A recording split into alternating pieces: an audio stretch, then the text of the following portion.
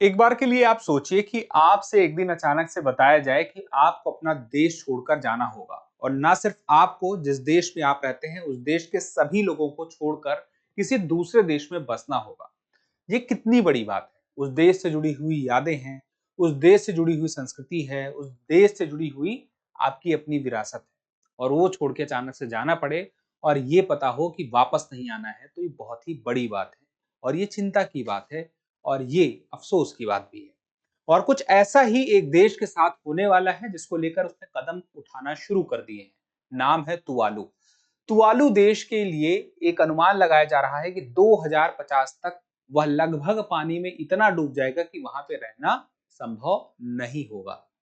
तो ऐसे में उसने प्रयास शुरू किए कि क्या हो सकता है और ऑस्ट्रेलिया ने मदद का हाथ बढ़ाया, क्योंकि ऑस्ट्रेलिया के ही पूर्व में हम थोड़ा सा आगे की तरफ बढ़ेंगे, वहीं पर तुवालू एक छोटा सा द्वीपीय देश है और कई द्वीपों का समूह है, मुख्य रूप से 9 एटॉल। एटॉल जो है वह मूंगा चट्टानों से बना हुआ द्वीप का देश है। अब बात आती है कि उस देश को लेकर के एक संधि हुई थी ऑस्ट्रेलिया के साथ में, जिसमें ऑस्ट्रेलिया ने वादा किया था कि हम तुवालू के लोगों को हर साल ऑस्ट्रेलिया में जगह देंगे, लेकिन सीमित संख्या में।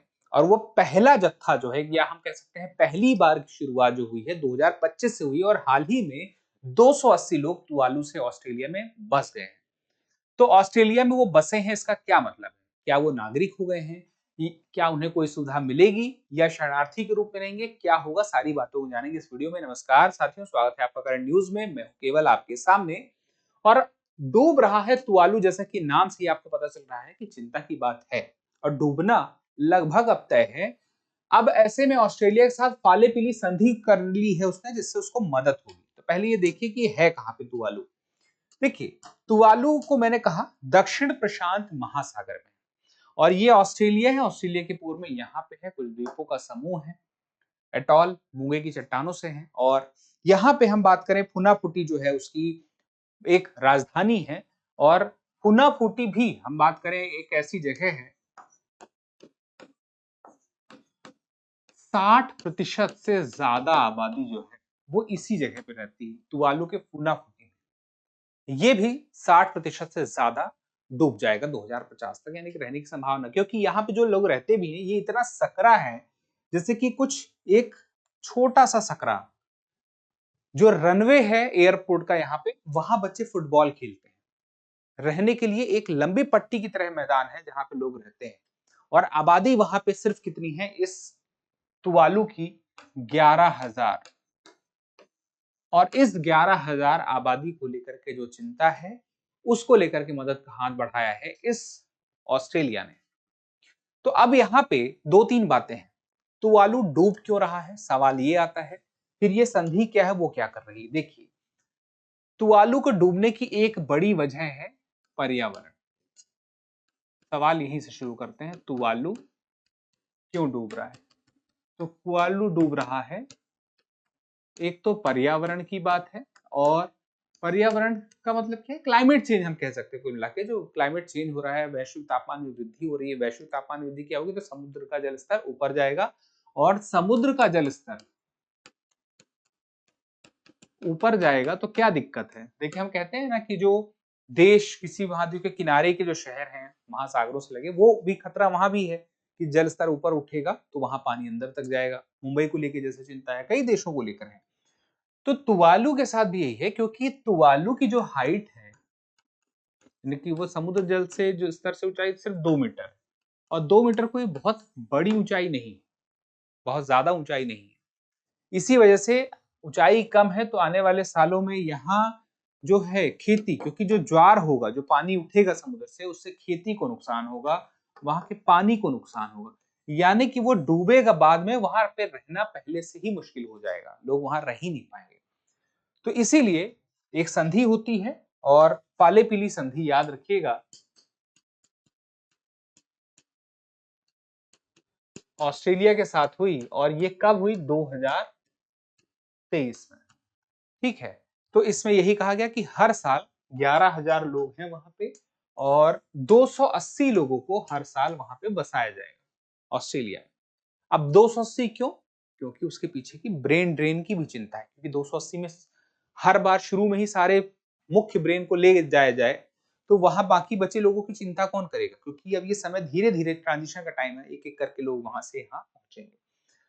तो 280 लोगों को वीजा मिलेगा और 280 लोग फिर फेले-पिली संधि के तहत आएंगे। अभी की बात करें, पहली बार जब 280 लोग 2025 में जैसे आए, 2026 में आएंगे, तो 25 में 280 लोगों के आने के लिए भी 3000 लोगों ने अप्लाई किया था वीजा के लिए और मिला 280 को। अब सोचिए 11,000 की आबादी में 3000 लोगों ने वीजा अप्लाई किया था। इसका मतलब सबको आने की, या हम यह कह सकते हैं अपने घर को या अपने देश को छोड़ के जाने की जल्दी है। तो यहाँ पे फेलिप-पिली संधि के तहत 280 लोग हर साल आते जाएंगे और यहाँ पे उनको सुविधा क्या मिलेगी कि यहाँ पे वो रह सकते हैं। सुविधा की बात करें, कुल मिला के इस संधि से क्या सुविधा होगी कि एक तो रहना हो जाएगा, रहने के साथ साथ यहाँ पे पढ़ाई कर सकेंगे और पढ़ाई करने के साथ साथ कमाई भी कर सकेंगे। ये सारी चीजें संभव हो पाएंगी और एक वादा रहेगा नागरिकता का, यानी कि स्थायी रूप से बसाने की बात यहाँ पे कही गई है। अब यहाँ पे बात होती है, सुविधाएं भी सारी मिलेंगी, चिकित्सा की और जो भी सुविधाएं मिलती हैं आगे चल के, इंश्योरेंस, वो सब कुछ मिलेगा। यानी कि एक बड़ी बात है और ये बड़ी बात, देखिए पहली बार ऐसा पलायन आप देख रहे हैं और एक पूरा प्लान्ड पलायन है जो पर्यावरण की वजह से हो रहा है, जलवायु परिवर्तन की वजह से हो रहा है, क्लाइमेट चेंज की वजह से हो रहा है। तो जलवायु परिवर्तन की वजह से दुनिया का पहला ऐसा पलायन है और पहला ऐसा देश भी होगा तिवालू जो डूब जाएगा और जहाँ के लोग पहली बार किसी दूसरे देश में जाके स्थायी ठिकाना ढूंढ रहे होंगे। तो ये मुख्य बातें थी और यहाँ पे अब देखिए चिंता क्या है, चुनौती क्या है। मैंने आपसे क्या कहा, सबसे पहले चिंता में या चुनौती में हम बात करें तो ब्रेन ड्रेन का डर है कि एक साथ सब चले जाएंगे। दूसरा संस्कृति की बात है। आप खुद सोचिए कि अगर भारत में ही कोई भारतीय ना रहे तो क्या भारतीय संस्कृति से वैसा एक संबंध रहेगा? भूगोल के साथ एक संबंध बड़े प्रगाढ़ होते हैं, अपनी जन्मभूमि के साथ में बड़े प्रगाढ़ होते हैं, तो रहेंगे ही। दूसरी बात यहाँ पे है, एक चिंता बाकी देशों के लिए भी है या बाकी दुनिया के लिए भी है कि अब उसे भविष्य के लिए सोचना पड़ेगा, जानना पड़ेगा, समझना पड़ेगा कि क्या उपाय किए जाएं और कितने बेहतरीन तरीके से हम ईंधन को लेकर के सही दिशा में आगे बढ़ें और ऊर्जा का ऐसा उपयोग करें कि वह अनावश्यक ना हो और ग्रीन हाउस गैसों का उत्सर्जन कम से कम हो, जिससे वैश्विक तापमान में वृद्धि कम से कम। तो ये एक सीख कह सकते हैं या समझ कह सकते हैं, उसकी जरूरत की बात है। चलिए एक छोटा सा सवाल है आपसे, फाले-पिली संधि का संबंध किस देश से है? नाम है ऑस्ट्रेलिया, न्यूजीलैंड, अमेरिका, कनाडा। जवाब दीजिएगा, A Australia, B New Zealand, C America और डी कनाडा। बहुत इजी है। चलिए तो सवाल का जवाब दीजिएगा। मिलते हैं अगले सेशन में, तब तक के लिए स्वस्थ रहें, मस्त रहें, पढ़ते रहें। धन्यवाद। अब एग्जाम की तैयारी को और बेहतर करने के लिए हमारे चैनल को लाइक, शेयर और सब्सक्राइब करना ना भूलें।